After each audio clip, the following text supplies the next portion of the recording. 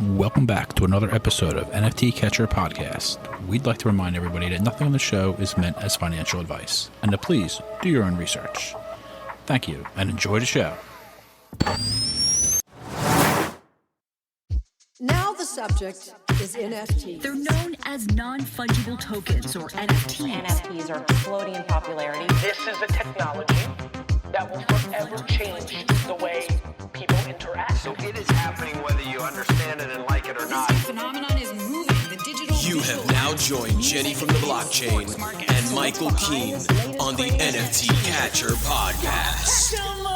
What's up, everyone, and welcome back to another episode of the NFT Catcher Podcast with me, Jenny from the blockchain, and my co-host, Michael Keene. For today's interview, we have Jessica Wildchild, who is a multidisciplinary artist and I think pretty known for her custom BAYC artworks that she paints. So, Jessica, welcome to the show. Hey, Jenny. Thanks so much for having me. Happy to be here. Yes. Yeah, I'm excited that you are coming on. Excuse my voice. I feel like I sound like I kind of lost my voice. I was, my friend's bachelorette party was over the weekend, and I'm like, I never really drink, so I'm kind of like still recovering from that. But yeah. Yeah, Jessica. So I want to start by hearing your story on how you got into Web3 and then just jump right into it. Yeah, sure. So I got in 2021. I think like a lot of people, it was the coins. So I heard about, and obviously it's very classic. You know, we were getting to the top of the bull market. So, you know, that's kind of how everyone gets in initially. So I got obsessed with the coins and I was like, which one's going to do this? Blah, blah, blah, blah. I was writing it all down. And then I'd heard about NFTs, and for a bit of background, I've always been an artist, and I'd had it suggested to me, oh, like, you're into art, like there's this thing called NFTs. I'd heard about it, hadn't really like grasped it. And then I started doing my own research and realized, whoa, this is my chance to like fulfill my dream, be a full-time artist. Like, I saw like what the technology could do and was just totally captivated. And then I went to an NFT event in London called NFT Soho, and that really changed my life because I was just around the people. I was like, whoa, there's so much happening here. And yeah, it's kind of a cool story. I had a job to go to in the Middle East. So I was I'd kind of invented this role over COVID as an artist in residence at my mum and dad's school. And so I had this job to go to, but the more I was getting into NFTs and I was painting, I think I sold like a couple of paintings and sold some NFTs, and I was like, I can't go to this job. Like, I've got to stay in London. Like, it's going to ruin everything. And it was this really big decision in my life because I'd always been such a huge people pleaser. And like, I'd never really done anything for myself and made a decision like that. And I made the decision not to come. And it disappointed my whole family. Everyone was like, you're disappointing us after everything we've done for you. What's an NFT? You know, they just like couldn't understand it. And like my mum, who supported me through everything, she was so upset with me. But I was like, look, I'm sorry, I have to do this. I have to do this. I know I have to stay. I know I have to stay. And I stayed. And then I was in London. I had no idea what was going to happen, how I was going to make it work, but I just knew I just have to be here. I went for this run and I was like, oh my God, no, like, actually, what have I done? Like, where am I going to stay? I was staying with a friend at the time. And I was like, how am I going to make money? What's going to happen? And then I was like, one minute. I'm in the unknown. And the unknown is where you need to be for the magic to happen, you know, because if you do the same thing every day, nothing's going to change. And I was like, oh yeah, I'm in the unknown. I was like, thank you, universe. Thank you. It's all cool. And then the next day, my friend called Swolfchan, who's an amazing artist, by the way, he's got an ape. And so he came round and he said, why don't you paint my bored ape? He's like, there's a kind of a bit of a market for derivatives. So why don't you paint it, put up a picture, just see what happens. So I painted it, made a video, put it out. And then I had someone message me, another ape, and go, oh, are you doing paintings? Like, can I be painting? And so he commissioned me. He was my first commission. And then I did another one. And each time I did a little video. So I was making content as I was going. And yeah, one led to another, led to another, led to another. And now I've painted 52. And it's kind of taken me all over the world. I went to a lot of NFT events last year, which really just like opened up my life. And yeah, like kind of had a pretty crazy year of traveling, making art, all fueled by painting monkey pictures. So it's pretty cool. That's amazing. So your family, they were all kind of like, no, what are you doing? What do they think now? I mean, after everything that's happened, like, are they supportive now? Like, or are they still kind of like, I don't know? Yeah, no, they're supportive. They were never, that's good. They never actually disowned me or anything, but they were just incredibly disappointed. But no, they're very pleased with me now. They can see the light. Yeah. Wow, that's inspiring. And I love what you said too about you were like the unknown, like this is where the magic happens, and it's like, yeah, when you're out of your comfort zone and you're doing something new. And I love that you were like, expressing gratitude, for the new opportunities, new things that were coming to you that were uncomfortable. Like, I love that. And I do that too. So yeah, just wanted to call that out. But Michael, did you? No, I'll chime in for sure. That was an awesome story. And we were talking a little bit before, but I had an awesome time looking through your art today, all the art you made. So at first you look at it and it's very abstract, but then when you really start to look at the pieces, like if people go through them, there's faces and there's fish and ghosts and all different kinds of, it's not just like abstract, there's really a lot of really interesting things in there. And one of the names of your pieces was one of the craziest name, the best names, craziest names I've seen for a piece of art. Do you know which one it might be? Psychedelic Sandwich. No, I was gonna say Gotham Gangbang. Oh yeah, that one. That was a funny name. Nice, but I had a really good time going through your art though and checking it out. You got some really awesome stuff. Do you talk? You're a traveler, obviously. So you talked about being from London, but do you talk about where you live at and everything? Yeah, so I mean, I left London. You don't have to say exactly where, like I do. Jenny gets mad when I say exactly this where is my address, guys. Come say hi. Yeah. Well, I left. I'll do that. I left England in November last year, so it's really coming up for a year, and that's when I decided to give digital nomadism a try, and I was kind of debating, like, should I go? Should I not? Because, I was living in my mom and dad's house. They don't live there. So I've got like this little studio. I've kind of got my little thing going. And I had the security of, I've got a studio. I can work here. I've got my livelihood here. But I just thought, you know what? My dream is be able to travel and make art all over the world. So I thought, well, you're not going to do that if you stay in your mom's house. So you got to go. So yeah, so I left. So I went to, where did I go? I've been to Mexico. I spent some time in Thailand, which was amazing. That started this year in Chiang Mai for 2 months. I did the islands as well. And then I ended up in Vietnam, but I didn't think that I would be staying here, but kind of a lot of things happened. And this is like now my base. So I have, it's lovely because you can stay here and it's very close to all the other, obviously it's close to the other Asian countries. It's in Asia. So last month I went to Seoul for Korea Blockchain Week, and then I went to Token 2049 in Singapore. And I mean, they were amazing events. I hadn't been to be fair, to either country. And Korea in particular really blew me away. Like, they're just like, what bear market? They're so into the crypto art. The NFT scene is really booming. Like, the culture. Wow. Really cool place. Yeah. But Vietnam is my base. So this is kind of where I stay, and then I can pop off and go to other events if I choose. I love that. Hell yes, like your hat says. Hell yeah. That's why I say it. It comes from this hat. Got it when I was 50. What do you like about living in Vietnam? I like, it's very relaxed and it's very chill. I like the food. Where I am, it's Da Nang. So it's slap bang in the middle, but I've got the beach is 5 minutes walk down there. There's a big Buddha statue, like a lady Buddha, so she like watches over us. And yeah, it's very easy going. And I think it was quite chaotic when I was traveling for a bit of time, and I felt quite out of control. And so when I came here, it was just peace. And so I was just, oh, thank God. So it's just kind of given me that like clarity and like stability that I was looking for. Cost of living's also very cheap in a place like that compared to London or the United States. Oh my God, right? Yeah, definitely, 100%. Right.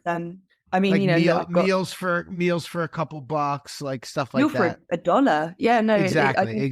There's that too. I mean, for the bear market, strategically, I have placed myself into, because it it just doesn't make sense. And obviously what I do, like I'm building, and I think, as an artist, everything, it can be quite unpredictable. So just for that, as I've said before, like for that peace of mind, and look, I've got coconut here, like super Dude, chill. In this modern world, not to do that is almost crazy. Like I kind of agree. I mean, yeah, Jenny, you move around a lot. I mean, Jenny goes city to I city, move not within the states, not country to country, but I would still. love to be like a digital nomad. That'd be fun. It's you are a digital nomad. No, I'm not. Digital yeah. nomad means you don't really like have like a home. I mean, I have like apartments and everything, and I have my cats. But if I really was like living that like laptop lifestyle, like that would be cool. And then just like I think it's really cool. I think it's like I wish I would have done it when I was 20 years old. I was stuck in college, whatever.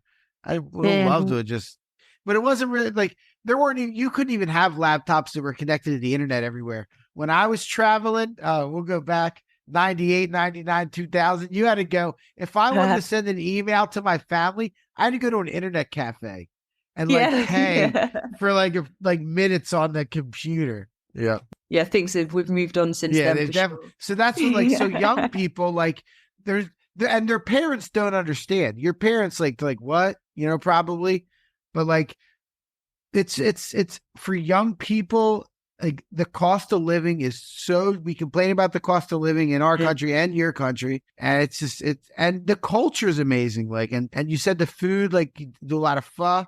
Yeah, the pho's really good. Yeah, I like the pho. And all kinds of stuff. They have all kinds of good stuff, but that's Do you feel that have you ever lived in the US? Me? No, I visited though. I went to NFT NYC last year. So I was in New York for like a week, and then I did a week up and down LA. But I'm looking to come back because I want to come to Art Basel. Oh, Miami. Yeah, that's the best one. That's the best one because it's Miami in December. It's the best. What sort of temperature is it? Like perfect, beautiful.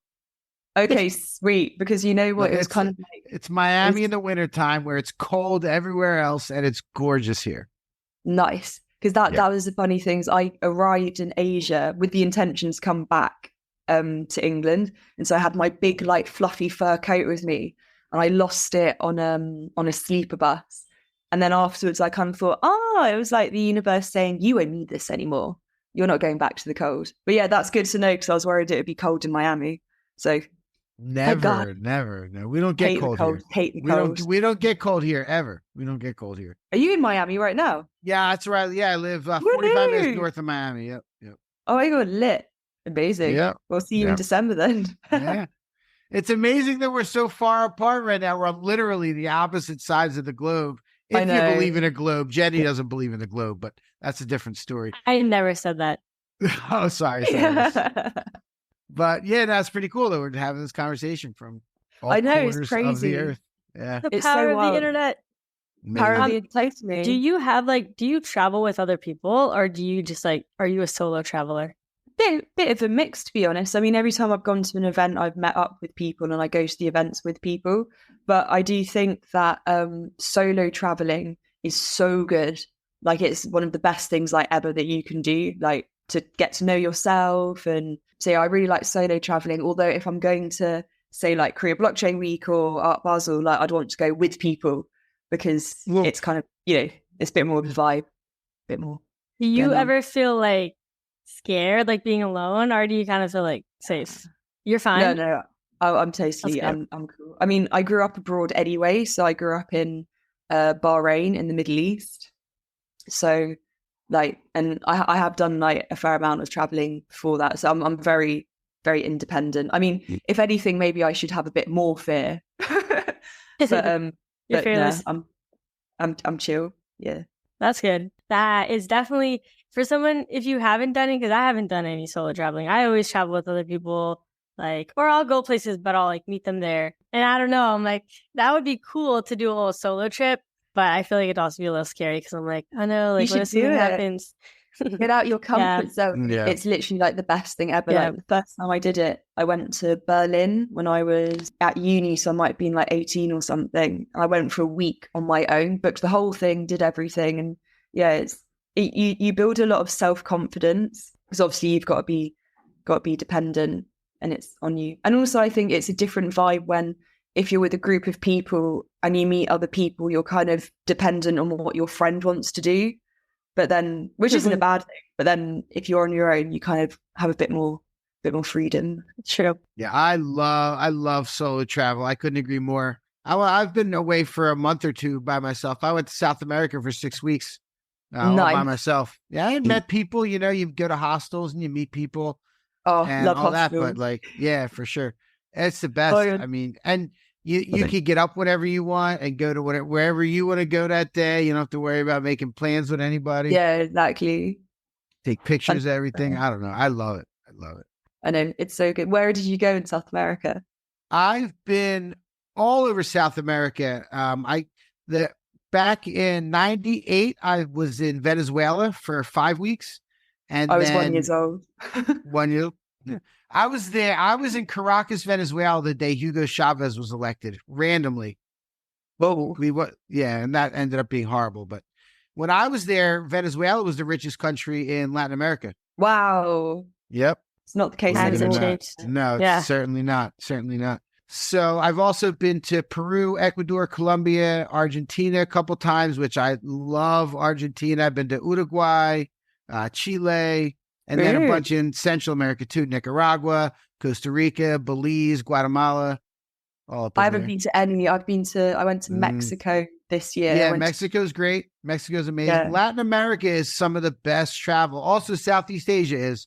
But if you love Southeast Asia, you will love Latin America just the same, like Peru, and it's awesome down there.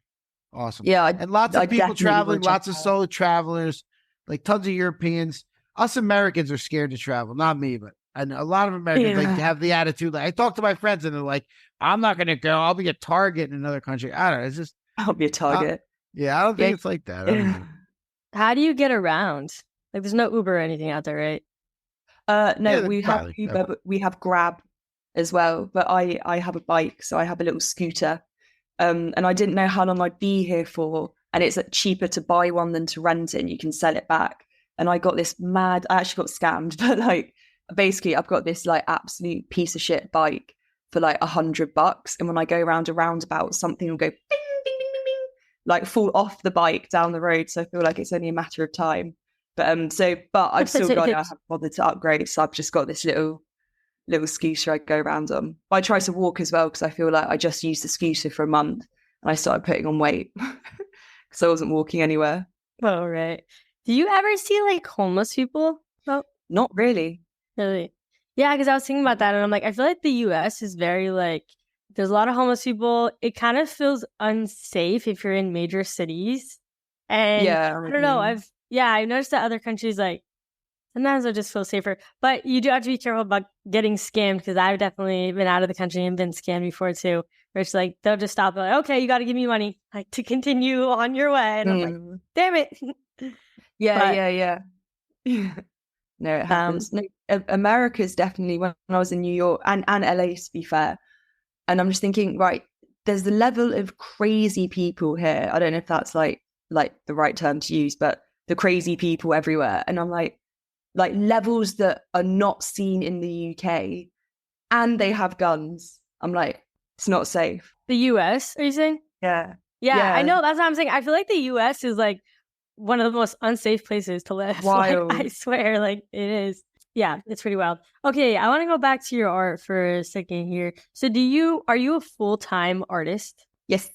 Okay, yeah. So full-time. And what inspired you to kind of make that leap of faith and go full-time? And what were you like doing before? Well, I mean, the going full-time was basically when I like stayed and started painting the apes. Before that, my last normie job was I was working in a spa where you had like fat, rich, overweight people like talking to you like you're scum and stealing ice creams out of the fridge. And that was, I only had one shift a week there. It was on a Sunday. It's kind of when COVID was happening. So I kind of when COVID happened, I took that as an opportunity to fully like put loads of effort into my art. I made a website. I started doing digital portraits. And because I didn't have a job because of COVID, like I had that time. But then when COVID wore off, I worked in the spa. But I mean, I hated it. It was, as I said, it was only one shift a week, but I was just like, my time is so valuable, and this 8-hour shift is just like seriously getting in the way of me and my goals. And I could not stand it. But I'd get in trouble because I was just getting into NFTs, and so I'd have my laptop, which you shouldn't do. Like if you were at a coffee shop and the girl was like on her laptop, like minting an NFT that she's just made, like that's not okay. So I think I just kind of was getting to the point where I was not fit into a normal job. But before that, I've worked in coffee shops, I've worked in bars, I've done a variety of jobs. I actually used to be in the army, kind of like I did this. It was called University Officer Training Course. It was like a cadet thing with Sandhurst, which is our military academy. So I did that at university.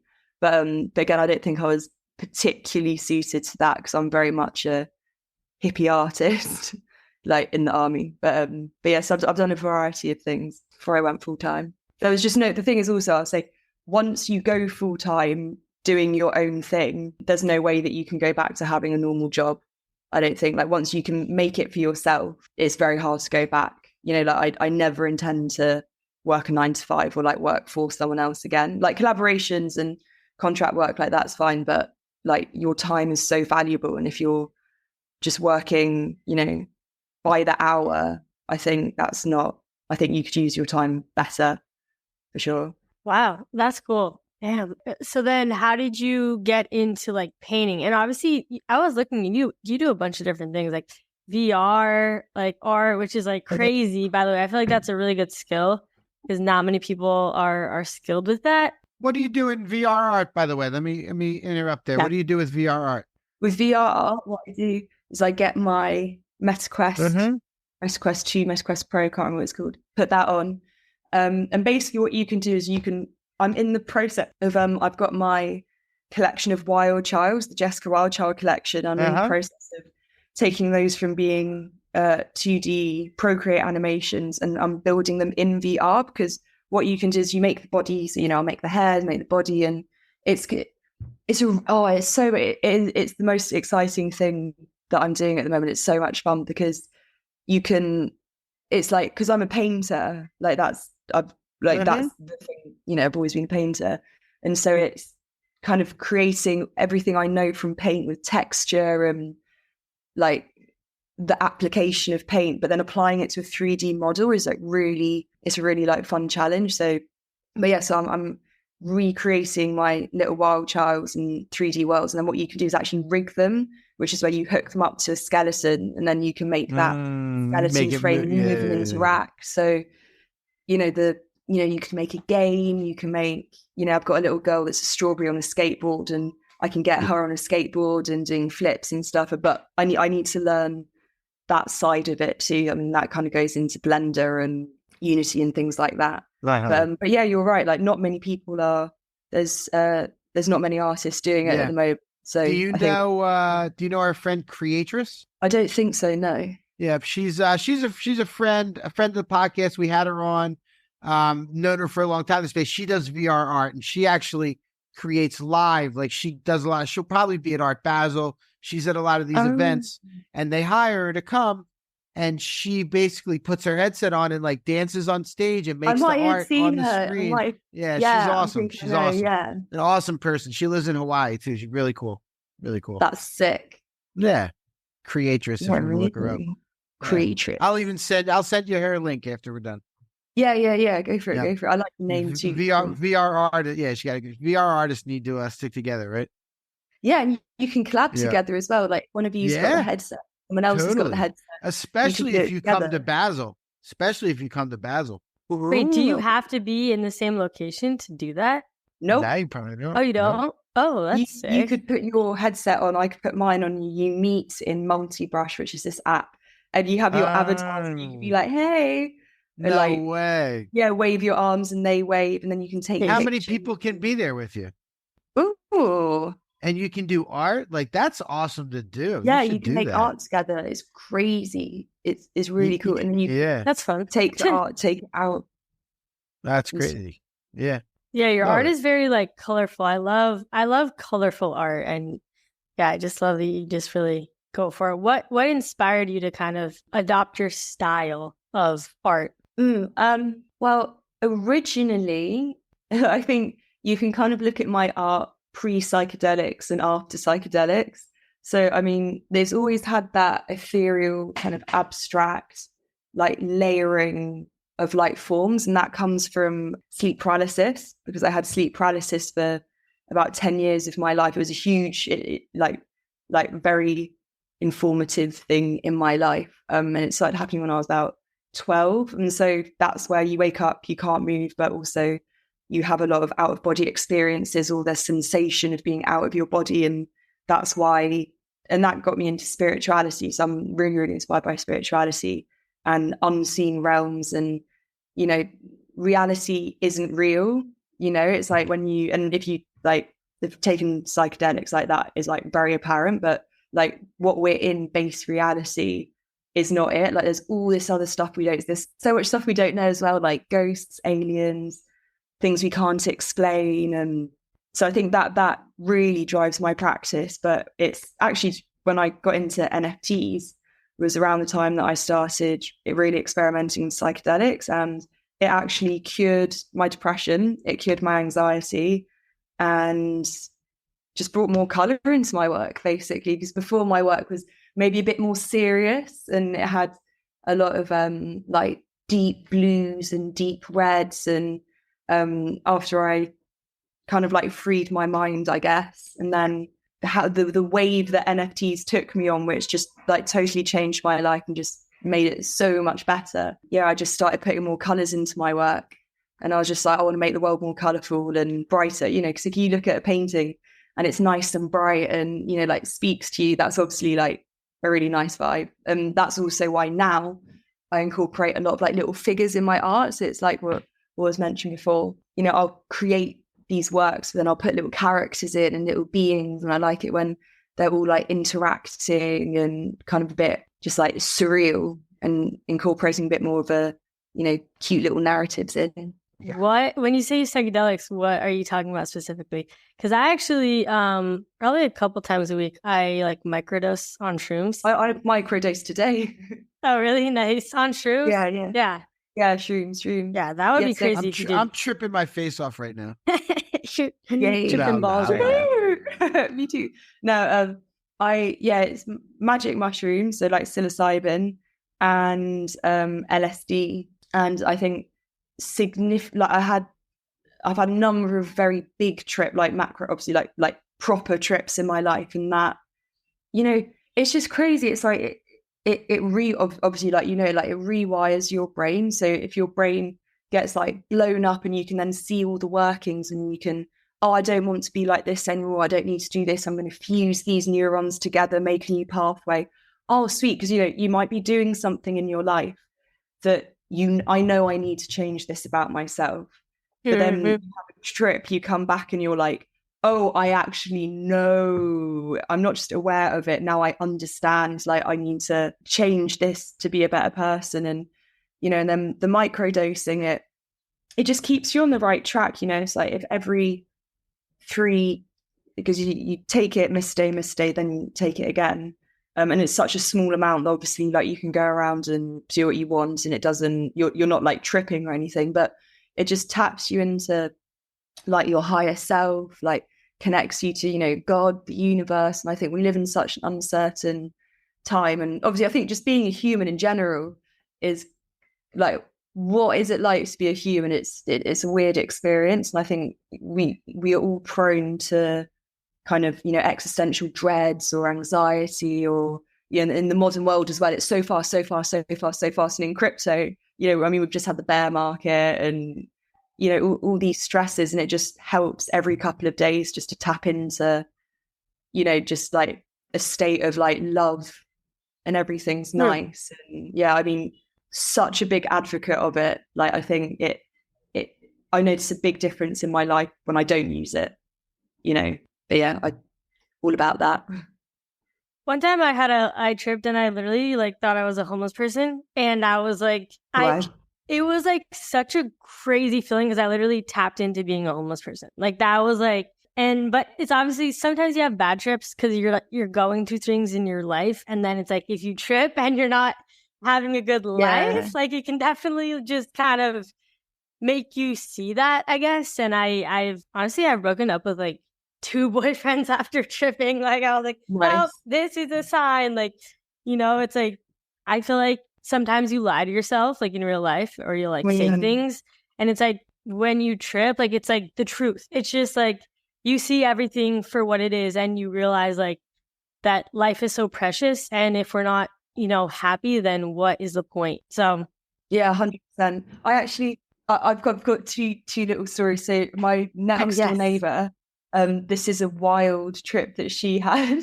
She said, 'cause I actually had I had a proper trip like at the weekend, and I came back, and first of all, I just felt so good. Like it was one of the best trips I've ever had. I was just dancing. I just felt like I was a goddess, and I'm dancing with this other goddess, and it was and the full moon came up out of the clouds, and it was just the most magnificent thing I've ever seen in my whole life. But my friend, he's got a lot of like personal stuff going on, and I was running in circles and dancing like a crazy person, and he was lying on the ground in the fetal position because he's got all the weight of his problems, like he had to lie down. So I thought that was really interesting. But yeah, so my housemate was saying that she had a trip where she dreamt, or she experienced being a grain of sand, and that everyone is a grain of sand on a beach, and you're all screaming because you're grains of sand, and then people with flip-flops are treading on you. Whoa, that's so like, cute. Whoa. She's like, are there's people with flip-flops? But I mean, that's probably that's not a very good trip. But I also had this feeling of, say, like I'm the main character in a game, and say like, and all around you, you've got all the people you know, and they're all on their own timelines, but everyone is kind of playing a role in your game, and like, the universe just wants you to get towards your goal, and it's going to do everything to help you do that. And you've got all these people, and that was quite a nice sensation. Do you think there's like parallel universes where it's like there's different versions like of your life like playing out, but you kind of like don't really know? Yeah, I think about that sometimes. Pick the right one. And you pick the right one. You're like, do I want to be in the reality where I do this, or do I want to be in the reality that's that? And you can like choose it. Yeah, life is like a game. Life is crazy. A game. Yeah. Excellent stuff. This actually comes into my next topic I want to talk to you about, because about one of your like 5 or 6 TikToks ago, you said you spent the whole night watching conspiracy theory. We're going down some conspiracy rabbit hole. Oh my God. New World Order. What blow our minds? What did you get into? What are you? That can get pretty like crazy going on the rabbit hole. It's like, oh shoot, it's like all this stuff where you're like, wait a minute, everything is being like concealed from us, and like we think things are one way, but they're like actually a completely different way. But then it's like sometimes things are like once it's like, oh, then things are obvious. Then there's signs, then there's like symbols and all this stuff, and you're like, what the heck? Like, anyway, sorry, go back to it. There's a lot. I don't like. I think they're called conspiracies, but I'm not being funny. I think there's like a lot of truth in like a lot of them. I mean, I think we are controlled by like a top elite that can, like that pyramid where it's got like the top people, and the media controls everything. Like, I keep up with the news, but that's not because I believe it. It's like, right, what do they want you to think? Like even recently they were saying 90% chance of a US lockdown, and then it hasn't happened. And it's like 90% chance, and then they're just going to take it back. And then, even like, manipulating the markets with like crypto, they'll be saying, don't buy this Bitcoin so bad, but then they're buying it behind the scenes. I think it is just in human nature as well to be greedy. And I think the more successful you get, I think you do find a lot of like narcissists and psychos. And so I think, given that is the case, there are probably some kind of like dodgy people that are not very empathetic towards the rest of humankind at the top. But I don't know. Yeah, there's I mean, there's so many like rabbit holes to go down. What about aliens? What about aliens? We talked about that. I think we talked about aliens last week on the pod. Do you like the cake alien? The Mexican cake alien? That guy, E.T., the little E.T. So good. Guy. Yeah, so good. That happened when I was in like South Korea, the cake alien. And I just thought it was the Is that what people are calling it, the cake alien? Because it's like, it's not a cake, but then that person came out and made it a cake and then made it look. I didn't know that. I didn't know someone made a cake. Someone told us that on the pod. I forget who it was. They told us about the cake? Yeah, they did. I think it was Luke. I don't know. Yeah. They made like an exact replica of this alien that was revealed and then like cut its head off and you can see it's a cake. But then that was like distracted everyone from the fact that aliens were brought out. But the aliens are definitely real, I think. Like, you know, I'm pretty sure that I've seen a flying saucer once before. I've seen something move across the sky with like crazy purple, like this weird color. And the way it moved was very, it was like normal stuff doesn't move like that. And this was like years ago. I was with like one of my like boyfriends and we looked up and we looked at each other and we're like, did you just see that? It was like very, very odd. But yeah, there's definitely aliens. 100%. 100%. I think so. I don't know about the Mexican one. I like to think it's true because I want them to reveal it. I want them to tell us. Yeah. But like they say they're doing all these tests on it, and then like I feel like that alien looks so small though. It looks small. I know, it's tiny. You know what I mean? Like I'm like, I feel like it's so cute. Yeah. It's like I don't think they're just cute little things like that look harmless. Like I don't know about that. I know. Anyway, wild. Sorry. Oh, I was going to say I like the theory that we all originate from alien planets as well, and you know that could absolutely be true. And they mix with like the ape species that were around. Like they mixed. They could have mixed. Like there could be aliens that saw this planet and needed to inhabit it, mix their DNA with the aliens and with the apes, and got a lot smarter. Made humans. Oh, and the one that aliens developed us when we were ape-like creatures to mine gold because gold is what they use in their machine. I've heard about that. The Anunnaki. That's a good one too. The Anunnaki. Exactly. Oh yeah, the Anunnaki. Yeah, so they're the ones that need the gold. That's why they say that's why gold is so valuable now to us. Because why would it really be? It's And now we've got digital gold, Bitcoin. Yep. Yeah. Should we get into gas wars? Yeah, I think so. Okay. All right. So we have a rapid fire segment where we each ask you 5 questions, not having to do with NFTs. And answer them. Okay, I'm ready. Abilities. All right. I'll go first. What is the best gift you've ever received? I don't think this is the best. Oh, God. Someone gave me a keychain the other day. And that I met in a cafe and we just had a chat and I told her I was an NFT artist and she didn't really know what it was and I told her all about it. And then I happened to go back to that cafe a couple of days later. She was there. She came over and she was like, I got this for you. And she gave me this little plastic keychain of a little space. It looks like a bit like a little wild child. And I thought that was a really lovely present because it's like, I don't know her at all. I don't know how she knew I was going to be there as well. But I think that's just, do you know, it's only like a little plastic thing, but the thought behind it like made it way more valuable than if someone had bought me like a Louis bag or something. Thoughtful gifts. Like really, really thoughtful. And it came at a time when I needed like a little boost. So yeah, that was a nice present. What's the craziest thing you ever ate in your travels? I ate a live octopus tentacle when I was in Seoul, and it was really gross. I was nearly sick. Is it one of those ones that's like literally moving? Yeah, I've seen that. I've seen that. It's so raw. It was just like eating a hungry bogey. It was horrible. Oh my god! I know. Nice. What is something new or interesting that you've recently learned? I mean, probably something down the conspiracy rabbit hole. Oh, inflation. I never understood how inflation works. And I watched this video and it explains it with like images. And now I understand. That would be. You want to explain it? Nice. Yeah, it's basically like, say, all right, I'll bro science this, but I'll give it a go. So say if you've got 10 billion they can loan out 9 billion, and then on top of that, they can loan out 8 billion. But then it's like it doesn't exist.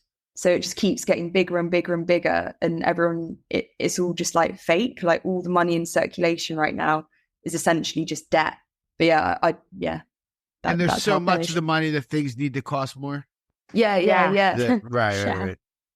None of it exists. There's so much fake money, right? It's like constantly, the supply is not increasing, or the supply is not decreasing of money to make it more valuable. It's increasing. So then it costs more dollars to buy stuff. In like billions. But people aren't making more money. So then it's like, Yeah, crazy. Yeah. What's your favorite museum? Museum? Mm-hmm. Museum. Excuse me, my accent. You're right. Museum. Oh, sorry. I mean, the Natural History Museum in London's pretty cool. But I mean, if we're counting like art galleries, then maybe like the Tate or the MoMA's pretty cool. I like the MoMA. That's got a lot of abstract expressionist art, and that's a big inspiration to me. So maybe the MoMA. Cool. What is something on your bucket list? I want to do paragliding. Ooh, that would be fun. Skydiving, yeah. You haven't skydived yet? No. Oh, I'm surprised. My brother did it and he passed out in the air. Really? What the? That okay? Yeah, but he was strapped to someone, so it was okay. But the pictures are hilarious. As an artist, if you got hired to do one dream job, to paint something, to create something, what would that dream job be? It would be a massive, like, say if you've got a big hall, it'd be painting just this huge painting, like a huge like a wild child world, massive, like where you walk in and you look up and you just feel like a little child in the presence of like God or something very impressive. Yeah, a big ass painting, basically. Nice. You'll make that happen. We'll go to see it. Woohoo!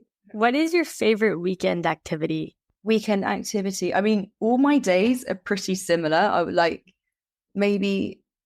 love yoga, taking my time and having a really nice long yoga session to get me all zened out. Get my mind flexible. Michael's in yoga. I've done hot yoga almost every day for 4 months now. Damn! Oh my god, it's nice. I do yoga every day. Almost every day. Do you? That's so awesome. Good. Yeah, it's the so best. Good it's the best. I've never done hot yoga though. It's the best. I'd slip over. It's the only way. I don't want to do regular yoga. Always hot. The only way. What is your favorite flavor of ice cream?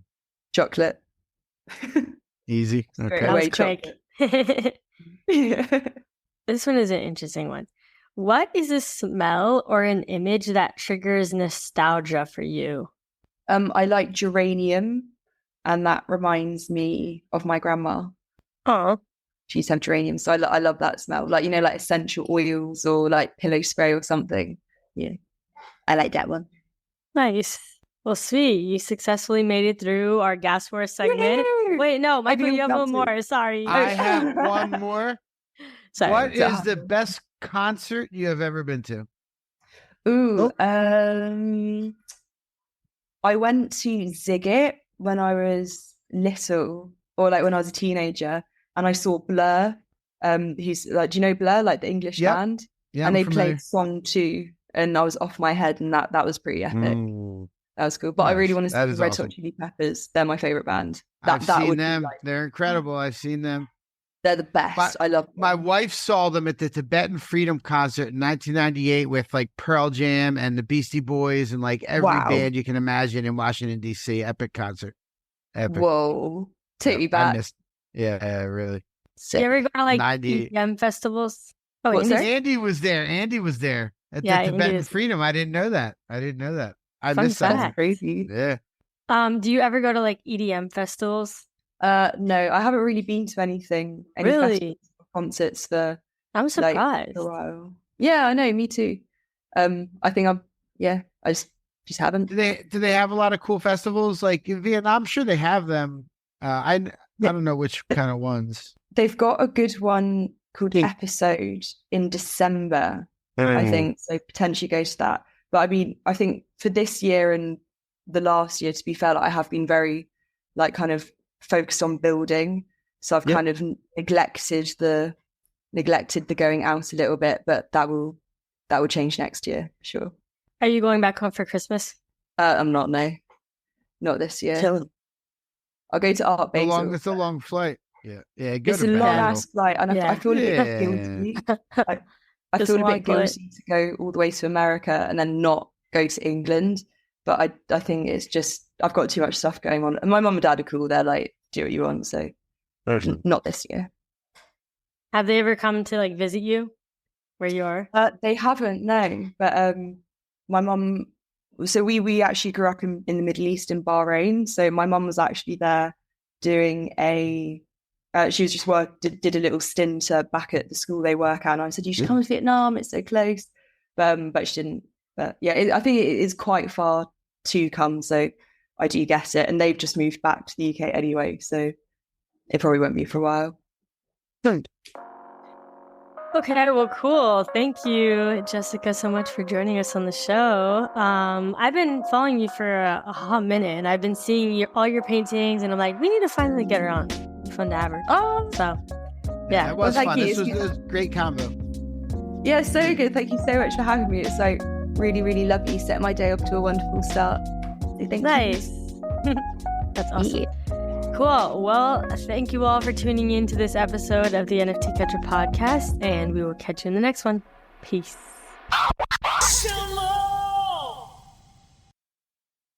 Thank you for tuning in to the NFT Catcher podcast. We hope you enjoyed today's episode and learned something new about the exciting world of NFTs. If you enjoyed today's episode, please take a moment to subscribe to our podcast on Apple, Spotify, or wherever you listen to your podcasts. And if you really love what you're hearing, please leave us a rating and review on your favorite platform. If you want to stay up to date with the latest news and insights from the NFT space, be sure to follow us on all the socials at NFT Catcher Pod. You can follow Jennifer at Jennifer_pseudo and Michael at NFTicket. I'm your producer, Andy, and I'm at AJC254. Our theme song's by It's Just Los. We always appreciate your feedback and support, which helps us reach more people and bring you informative and engaging content about NFTs. We look forward to bringing you more great NFT content in future episodes. Thanks for listening. Peace.